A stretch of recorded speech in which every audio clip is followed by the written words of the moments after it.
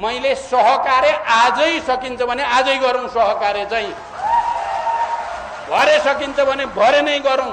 सहकार्य गर कि जेसुकै गर, त माटोक्नेहरूलाई कालले छोड्ला तर बालिन्दाले छोड्दैन। हेर माटोक्ने हाम्रो प्रचण्ड दादा देशप्रेमी, हाम्रो केपी ओली न्यायप्रेमी, शेरबहादुर माटोक्ने महाकाली प्रेमी। के कुरा गर्नु अब माटोक्ने? त माटोक्नेहरूले महाकाली बेचेर खाएको माटोक्ने पैसा अब निकाल्न पर्ने, ओकाल्न पर्ने माटोक्ने। महाकाली मात्र होइन के माटोक्ने बालिन्दाले कालापानी लिपुलेक लिम्पिया धुराको कुरा गर्दा माटोक्ने त माटोक्नेहरूको मुटुमा किन ढ्याङ्ग्रो बजिरहेको छ बे माटोक्ने? अब बिस्तारो जनताले बुझ्दैछ कि माटोक्ने त्यो भारतले कब्जा गरेको होइन कि कालापानी लिपुलेकहरू त माटोक्नेहरूले बेचेर खाएको हो कि भन्ने कता कता मनमा शङ्का पलाउँदैछ कि माटोक्ने।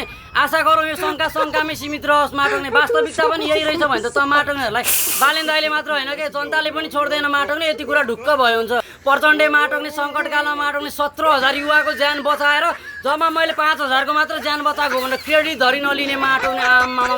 हर्क साम्पाङ भन्दा ठुलो मान्छे माटोक्ने। यिनीहरूलाई यो पहिलाको यो बुढोहरूलाई हर्क साम्पाङलाई भन्दा बढी देशको माया लाग्छ माटोक्ने। हामीलाई थाहा छैन? यिनीहरू सहकार्य गरेर यदि रोडमा उत्रेछ भने नि यिनीहरू सँगसँगै 3 करोड जनता पनि रोडमा उत्रिन्छ के माटोक्ने। रमिता हेर्न पहिला जनताको बच्चालाई माटोक्ने भाटो हान्न गोली हान्न आदेश दिनेहरूलाई पुलिसले उल्टो भाटो हानेर लहटिरहेको हेर्दा कम आनन्द आउँछ माटोक्ने। मनमा कम शान्त मिल्छ।